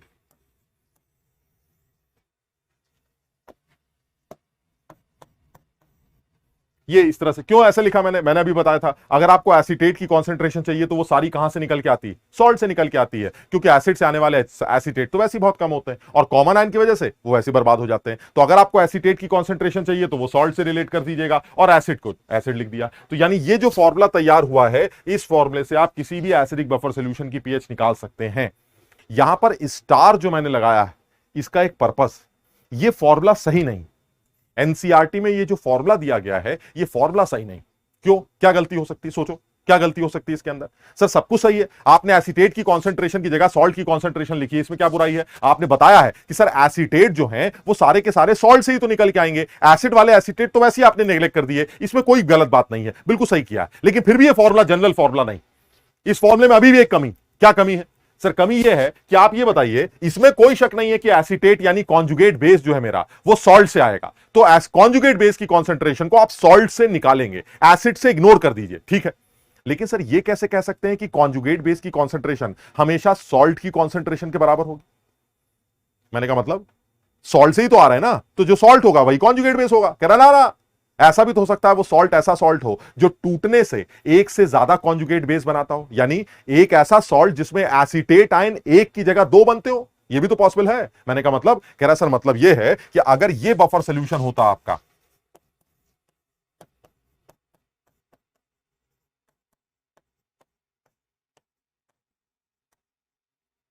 आप देखिए आप फंस गया मामला। मैं मना नहीं करता कि जो भी एसीटेट आएंगे वो सॉल्ट से आएंगे, बिल्कुल सही है, इसमें कोई शक नहीं है कि एसीटेट आयंस जो भी आएंगे वो they will be coming from salt only, जो टोटल होंगे। मैं इसके लिए मना नहीं करता क्योंकि एसिड को तो मैं नेग्लेक्ट कर रहा हूं, इसमें भी कोई बुराई नहीं है, आप एसिड को नेग्लेक्ट कर रहे हैं, मैं अब भी यही करूंगा, जो एसिड से निकल के आ रहे हैं मैं उसको अब भी नेग्लेक्ट करूंगा, बिल्कुल सही।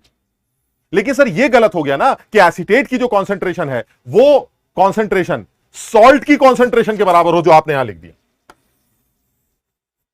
यह तो जरूरी नहीं है, क्यों? क्योंकि अगर सॉल्ट की कॉन्सेंट्रेशन एक्स है तो उससे जो एसीटेट बनेंगे वो 2x बनेंगे, सॉल्ट वाले ही बनेंगे, एसिड वाले तो मैं वैसे नेग्लेक्ट कर रहा हूं, लेकिन सॉल्ट वाले हमेशा उतने नहीं होंगे जितना सॉल्ट की कॉन्सेंट्रेशन। अगर वो सॉल्ट 1:1 स्टोइचियोमेट्री वाला है तब तो ठीक है सर, अगर सॉल्ट 5 मोल तो उससे बने एसीटेट भी 5 मोल होंगे। लेकिन अगर सॉल्ट 1:1 स्टोइचियोमेट्री वाला नहीं है तो सॉल्ट की कॉन्सेंट्रेशन 5 होगी लेकिन उससे आने वाले एसीटेट वो 10 होंगे। सर मुझे एसीटेट की कॉन्सेंट्रेशन चाहिए, ये फॉर्मूला याद मत करवाइए, क्योंकि इस फॉर्मूले में मेरी आंखें सॉल्ट को ढूंढेंगी, वो 5 लिख के चली आएंगी, जबकि मुझे दिखना क्या था, एसीटेट। वो एसीटेट 5 नहीं है सर, वो 10 है। यानी सही फॉर्मूला ये याद करना समझदारी नहीं लगती, ये फॉर्मूला याद करना समझदारी नहीं लगती। मुझे समझदारी ये लगती है कि मुझे फॉर्मूला याद करना चाहिए ये वाला, यानी pH is equal to p K plus log concentration of conjugate base divided by acid, and if that conjugate base is equal to salt, कब? जब सॉल्ट 1:1 स्टोइचियोमेट्री वाला हो। अगर वो सॉल्ट 1:1 स्टोइचियोमेट्री वाला नहीं है तो सॉल्ट को देखकर मैं सॉल्ट के मोल से सॉल्ट से आने वाले एसीटेट के मोल्स निकालूंगा और वो यहां पुट कर दूंगा, क्योंकि जो बच्चा ये याद करके जाएगा उसकी आंखें सिर्फ सॉल्ट को ढूंढेंगी, और जो सही से फॉर्मूला याद करके जाएगा उसकी आंखें एसीटेट को ढूंढेंगी, और एसीटेट सॉल्ट से ही आएगा, लेकिन वो सॉल्ट के बराबर होगा ये जरूरी नहीं। समझो इस बात।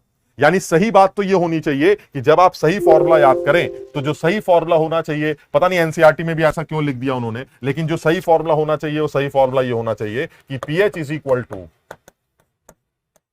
पीके plus log concentration of conjugate base divided by concentration of acid. यह सही फॉर्मूला होना चाहिए। अब आपकी आंखें हमेशा कॉन्जुगेट बेस को ढूंढेंगी, वो कॉन्जुगेट बेस सॉल्ट से मिलेगा, वो सॉल्ट के बराबर होगा या नहीं होगा ये डिपेंड करता है। जैसे मैं ऐसे एक एग्जांपल ले लेता हूं, मान लीजिए वो कहता है कि मेरे पास एक सॉल्ट है CH3COH, एक एसिड है, ये बफर सोल्यूशन ले लेते हैं, और ये CH3CON है, इसके A मोल है, इसके B मोल। बताइए पीएच का फॉर्मूला क्या होगा? तो पीएच का फॉर्मूला होगा pK plus log conjugate base divided by acid. Conjugate base मुझे दिख ही रहा है, वो है मेरा B, और एसिड मेरा A। ये आ गया आंसर, खत्म हो गया। लेकिन इसी में अगर मान लीजिए सॉल्ट ऐसा ना होता, ये बफर ऐसा होता, CH3COH plus CH3 whole twice BA,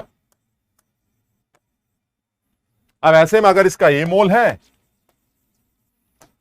और इसके बी मोल हैं, तो जो पीएच का फॉर्मूला बनेगा वो बनेगा p K A plus log concentration of conjugate base, that will be 2b, क्योंकि इस बार इससे आने वाले जो एसीटेट होंगे वो डबल होंगे, ये ट्वाइस है ना, तो 2b बाय, ये सही। और सोचो जो बच्चा फॉर्मूला याद करके गया है वो वाला सॉल्ट बाय एसिड, वो आज भी आंसर क्या लिख के आएगा, बी बाई ए, क्योंकि वो तो सॉल्ट ढूंढता है और सॉल्ट भी है, जबकि मुझे सॉल्ट नहीं चाहिए, मुझे सॉल्ट से आने वाले कॉन्जुगेट बेस चाहिए, और सॉल्ट से आने वाले कॉन्जुगेट बेस हमेशा सॉल्ट के बराबर होंगे ये जरूरी नहीं है, that depends on the stoichiometry of the salt. यानी सॉल्ट की स्टोइचियोमेट्री अगर 1:1 है तब तो ठीक है, लेकिन अगर सॉल्ट की स्टोइचियोमेट्री 1:1 नहीं है तो आपको ध्यान रखना, बल्कि ध्यान क्यों रखना है यार, मैं ये वाला फॉर्मूला क्यों नहीं याद कर रहा हूं, मुझे ये नहीं समझ में आ रहा है, मैं ये वाला फॉर्मूला याद करके जाऊंगा, अब मुझे कुछ याद ही नहीं करना है, मुझे सिर्फ क्या ढूंढने, सॉल्ट से आने वाले कॉन्जुगेट बेस कितने हैं, बात खत्म। अगर वो सॉल्ट 1:1 है तो आपको ए मिल जाएगा, ये बी था तो बी मिल जाएंगे, लेकिन अगर वो 1:1 नहीं है तो आप सॉल्ट को देखकर उससे आने वाले कॉन्जुगेट निकालकर यहां पुट कर दीजिएगा। आप सॉल्ट वाला फॉर्मूला याद मत करिए, क्योंकि उसको याद करने से आपकी आंखें सिर्फ सॉल्ट को ढूंढती, और जब वो सिर्फ सॉल्ट को ढूंढेंगी तो आप इस बार भी गलती करके आ जाएंगे, यहां पर बी की जगह, सॉल्ट की जगह बी रख देंगे और आपका आंसर गलत आ जाएगा, क्योंकि मुझे सॉल्ट नहीं कॉन्जुगेट बेस रखने।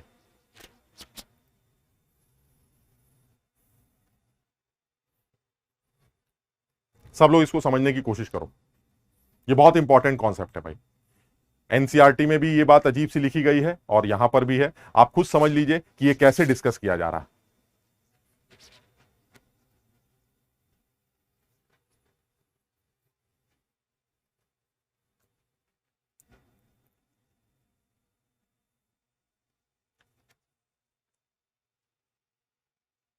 जैसे एक एग्जांपल ले लेते हैं,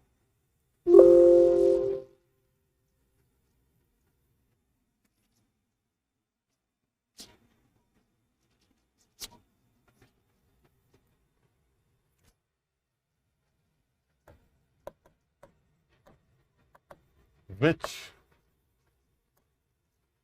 formula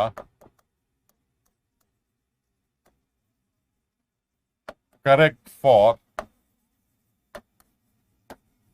the pH calculation of a buffer solution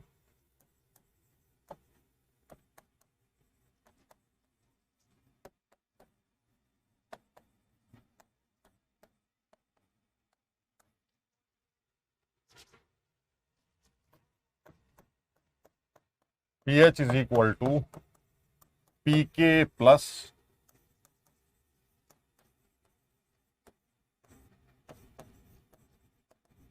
एक फॉर्मूला ये ले लेते हैं, pH is equal to pK plus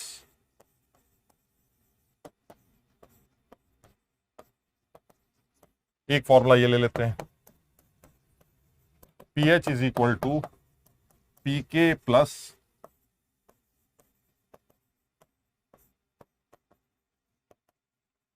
एक फॉर्मूला ये ले लेते हैं, pH is equal to pK plus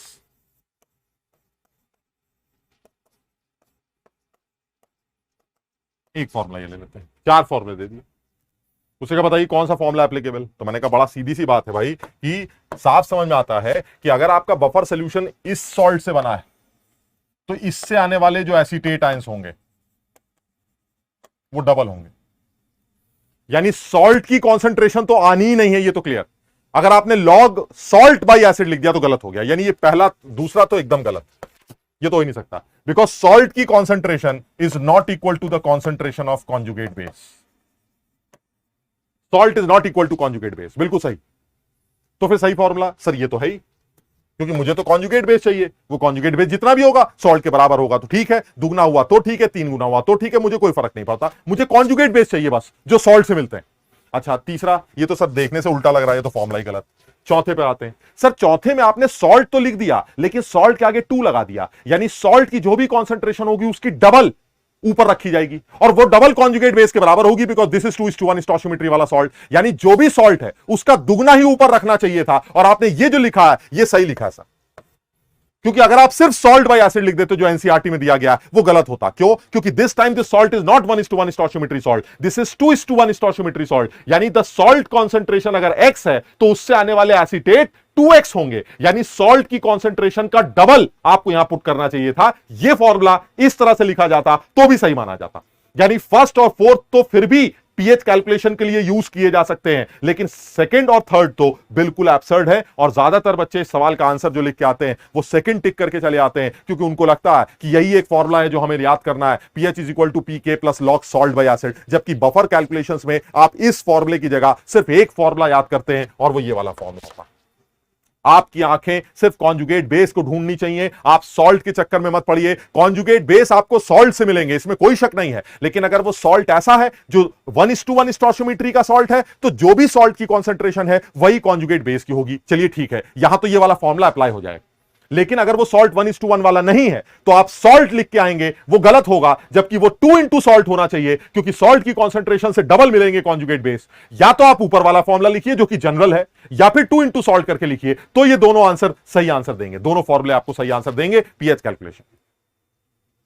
सब लोग इस बात को समझने की कोशिश करें, ये इंपॉर्टेंट है, ज्यादातर जगहों पर समझाई भी नहीं जाती, इसलिए बच्चे एक ही फॉर्मूला याद करते हैं और इस तरह के बफर सॉल्यूशंस का आंसर गलत निकाल के चले आते हैं। क्योंकि वो तो ये याद करके जाते हैं कि pH is equal to pK plus log salt upon acid, तो उनकी आंखें सिर्फ सॉल्ट सॉल्ट सॉल्ट ढूंढती हैं और सॉल्ट की वैल्यू लिखी जाती है 1 2 3 5, वो वही 1 2 3 4 5 रख के चले आते हैं। जबकि हमारी आंखें अगर सॉल्ट की जगह कॉन्जुगेट बेस को ढूंढे तो आप फौरन इसको देख के कहेंगे तू बता तेरे अंदर से कॉन्जुगेट बेस कितने निकलेंगे, वो कहेगा जितना मैं हूं उससे दुगने निकलेंगे। तो आप दुगनी वैल्यू पुट करेंगे तब आपका आंसर सही आएगा, वरना आंसर गलत आएगा।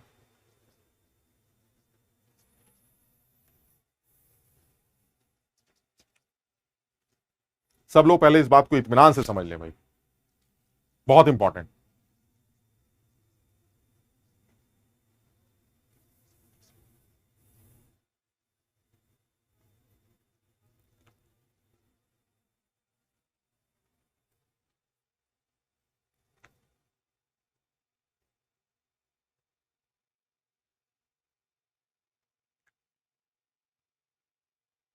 ये एसिडिक बफर का केस है।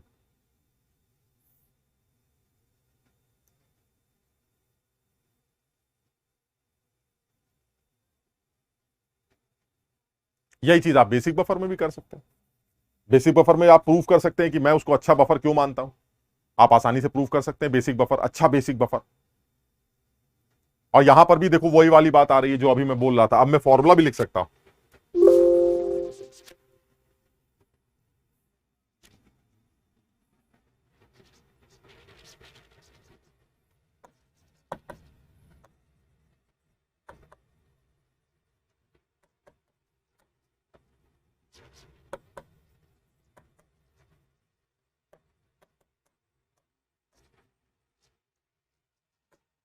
What would be the new pH of the solution on addition of x moles of HCl and x moles, पहले HCl डालते हैं, सिर्फ HCl डालते हैं, एक एक करके बात करते हैं। ये सवाल आ गया कि अगर आप इसके अंदर x मोल HCl के डालेंगे तो पीएच में क्या चेंज आएगा। तो बड़ा आसान है, पहले पीएच क्या थी वो निकाल लेते हैं। पहले जो पीएच थी वो तो सीधे सीधे pH is equal to pK plus log conjugate base कितने मिलेंगे सर, ये 1:1 है तो जितना सॉल्ट होगा उतना ही कॉन्जुगेट बेस मिलेगा बी बाई ए। अब जब आप नई पीएच की बात करेंगे तो क्या होगा, जो नई पीएच आएगी वो आएगी पीके प्लस लॉग। अब बताइए क्या होगा, H प्लस को कौन खाएगा सर, H प्लस को तो एसीटेट खाएंगे। तो अगर एसीटेट बी थे और आप H प्लस डालेंगे तो B माइनस एक्स, तो ये एसीटेट बच जाएंगे, यानी कॉन्जुगेट बेस तो B माइनस एक्स हो जाएंगे। और एसीटेट X को खाकर H को खाकर एस्टिक एसिड बनाएगा, तो अगर एस्टिक एसिड A था तो X और बनेगा, यानी अब ये नीचे A प्लस एक्स आ जाएगा। क्यों कह रहा हूं मैं ऐसा, क्योंकि एसीटेट H प्लस को कंज्यूम करेंगे और CH3COH बनाएंगे। अगर ये आदमी आपका एसीटेट बी था और आपने H प्लस डाले X, तो ये हो गया आपका, और ये कितना था ए, ये हो जाएगा बी माइनस एक्स, ये 0 और ये A plus X. So the new concentrations of conjugate base and acids will be B minus X and A plus X। ये आपका नया फॉर्मूला बन गया। इसी में अगर आप इसके अंदर OH माइनस डाल देते तो क्या होता, अगर आप इसके अंदर OH माइनस डालेंगे X मोल तो उल्टा हो जाएगा, यानी इसी का अगर हम दूसरा पार्ट बनाना चाहें तो दूसरा पार्ट भी बना सकते हैं। दूसरा पार्ट क्या बनेगा, दूसरा पार्ट बनेगा ये वाला,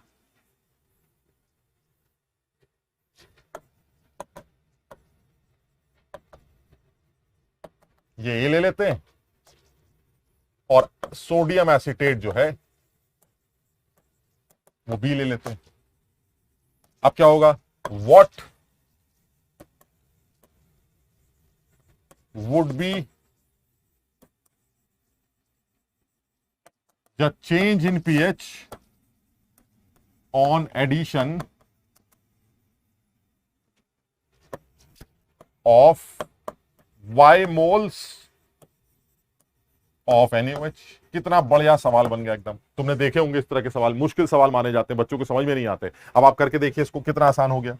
पहली वाली पीएच कितनी होगी सर, पहले वाली पीएच होगी pK plus log conjugate base upon acid.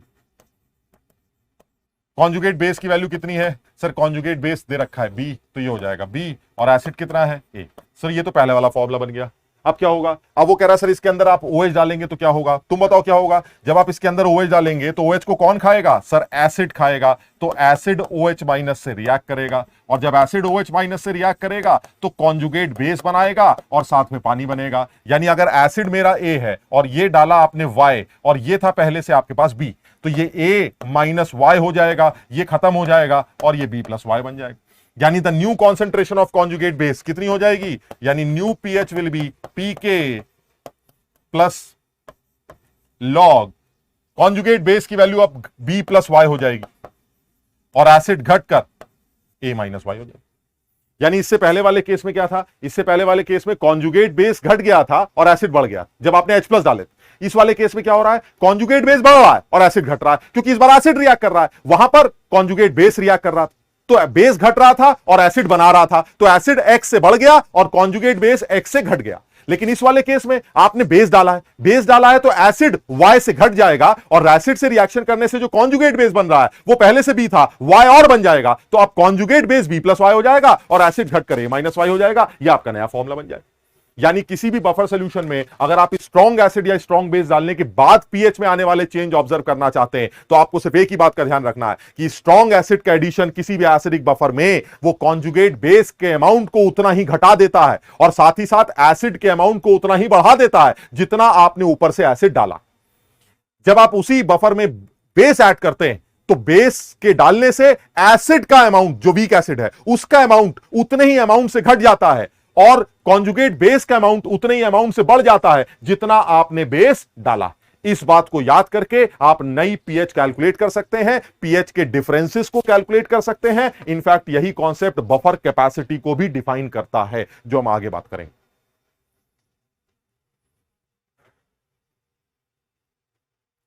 तो सब लोग इसको अच्छी तरह से एक बार समझ लो, अच्छी तरह से देख लो, ताकि इस पर आने वाले हम कुछ सवाल डिस्कस कर पाए। बल्कि एक ही फॉर्मूला बनाएंगे, एक ही सवाल बनाएंगे जिसके अंदर सब कुछ आ जाएगा, बफर सॉल्यूशंस आ जाएंगे, हाइड्रोलिसिस, एम्फीप्रोटिक एनायन वगैरह सब कुछ आ जाएगा। लेकिन आप सबसे पहले समझिए जो मैंने आज किया है वो था क्या।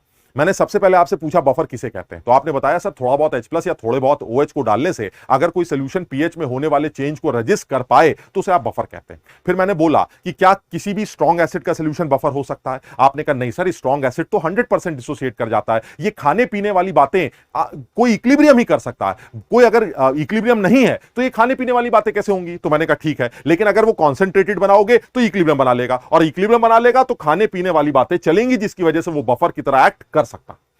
फिर मैंने कहा कि क्या वीक एसिड का सोल्यूशन बफर हो सकता है या वीक बेस का सोल्यूशन बफर हो सकता है, तो आपने कहा सर वो तो इक्विलिब्रियम बनाता है, आप अगर H प्लस या OH डालेंगे तो रिएक्शन आगे पीछे भागकर उसको मैनेज करने की कोशिश करेगी, तो ये बफर की तरह एक्ट कर सकता है। अच्छा भले ही ना हो लेकिन बफर की तरह एक्ट कर सकता है। तो फिर मैंने कहा कि भाई आप ये अच्छा जो कर रहे हैं, एक अच्छा बफर दिखाइए। तो मैंने एक अच्छा एसिडिक बफर आपको दिखा दिया। एक अच्छा एसिडिक बफर वो है जिसमें वीक एसिड अपने कॉन्जुगेट बेस के साथ प्रेजेंट होता है।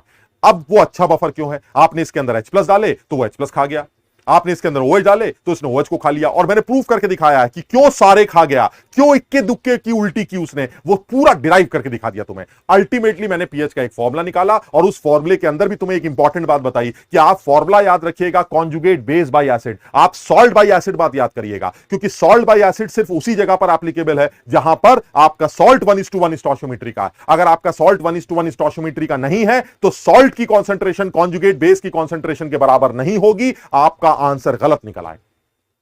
आखिरी बात क्या बताई कि जब आप किसी भी स्ट्रॉन्ग एसिड का एडिशन करते हैं किसी एसिडिक बफर में, तो हमारा जो कॉन्जुगेट बेस है वो उसी अमाउंट से घट जाता है, और जो हमारा एसिड है वो उसी अमाउंट से इंक्रीज कर जाता है। और जब आप किसी भी एसिडिक बफर में स्ट्रॉन्ग बेस ऐड करते हैं तो हमारा कॉन्जुगेट एसिड उसी अमाउंट से हमारा एसिड उसी अमाउंट से घट जाता है, और हमारा कॉन्जुगेट बेस उसी अमाउंट से इंक्रीज कर जाता है, जिसकी वजह से मेरी पीएच में जो भी चेंजेस आते हैं वो हमें नजर आते हैं। अब इतनी बातों को एक बार कायदे से एक बार घर में रिवाइज कर लेना, सही से पढ़ डालना, ताकि हम आगे इन चीजों पर कुछ सवाल कर पाएं।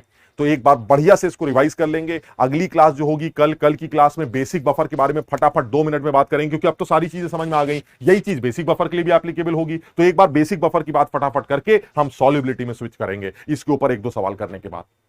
ठीक है ना? तो आज इतना ही करते हैं, इसको बाकायदा रिवाइज कर लेते हैं, सही से पढ़ लेते हैं, सही से रिवाइज करते हैं। अगली क्लास जो होगी उसमें कुछ डाउट होंगे तो वो डिस्कस कर लें। ठीक है ना? Thank you.